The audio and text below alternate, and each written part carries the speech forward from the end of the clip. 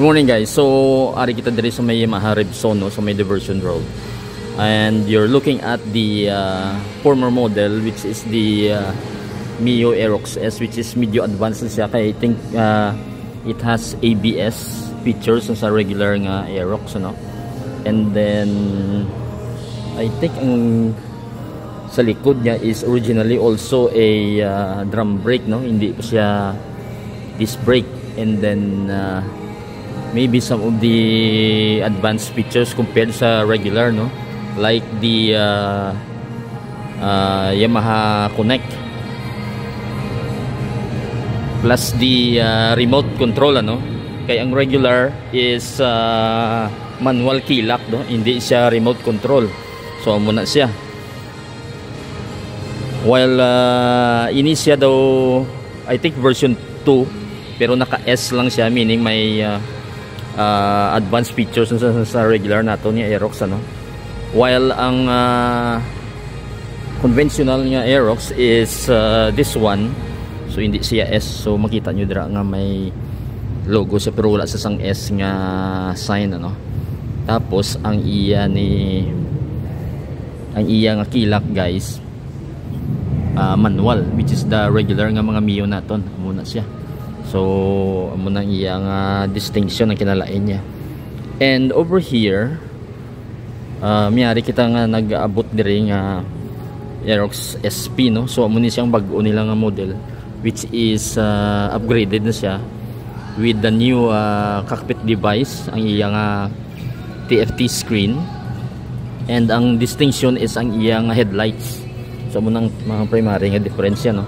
So kung makita nyo dira, so separate na nga LED headlights na, hindi din sisang pares ang una nga daw sa center lang siya naka-orient no. So medyo wide na siya, and then daw kung tanaw nyo daw Falcon lights bala, as well as ang iya diri nga park light LED naman.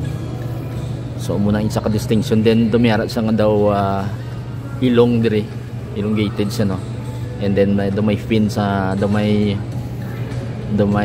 gin-add sila nga part diri which is daw carbon fiber ang look. Kag ang iba nagasiling maluwas sa ABS nga feature, ang iya kuno nga shocks ni mas dako compared sa regular naton nga mga Aerox models. So ABS naman ang iyang brakes, as well as ang iya sining rear nga brakes is also disc brake naman ano. So ABS naman ni I would assume ano. All the rest daw iban daw ang design niya daw, similar lang with the slight accent lang sa color. Do amo ni ang daw una ko nga nakita nga model nga color no, daw dark blue siya. And then as well as ang iyang lights guys sa likod gin upgrade naman. So ang LED lights na nami na mas gamay siya, as well as ang iya suga dire daw iya sang racing theme no, nga mga suga no do sa R series no. So amo na sporty. Ang iban siguro naka-mention man ang iban nga may mga sensor na siya sa iya ding clutch system no, para ma-monitor ang iya speed. Tungod sina kay may ara sa sang touring options no. So sari-sari ang imo nga mode kung mag-ride ikaw, depende sa terrain. So this one is also with Y-Connect kag may remote na. So makita nato may remote na ang iyaning lock no, which is typical sa mga Aerox nato nga may remote. And then ang iyang TFT nga screen, I would think nga parehas ang NMAX naton nga TechMax nga may ara ni sa navigation. Sadly hindi naton mapandar na kay wala ni sa sing battery, I think pa kay tungod sa display lang. And also may ara sa sang shifter diri sa dalom. So amo na ang iyang kinalain niya feature which is similar sa aton nga NMAX TechMax no. Nya may I think daw downshift ni siya. So amo na. So anyway, anniversary diri sang Repsol Yamaha diri sa Iloilo sa Diversion nga branch no. So tanaw nyo lang diri sa ilang display. Sadly wala kita sang NMAX TechMax diri kay naubos siguro. So wala sila sang display subong. So muna ang iyang distinction din guys. Tapos ang iyan accent nga red do may pagka slightly do Ferrari red kay sporty siya. So mo nang iyang itsura.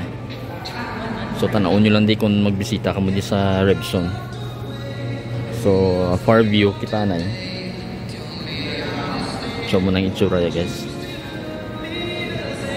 So partly ang akong channel kay nag-feature ko sa mga technology. So mo nang akong gina-feature from time to time, no. So ni sa bag-o ni sa nga technology diri sa aton sang Yamaha. Sa ilang nga mga scooter nga mga sports bikes, ano. So may iba naman diri nga na-display mga regular nga mga motorcycles. So katuan nyo lang diri. Till the next video guys. Thank you for watching.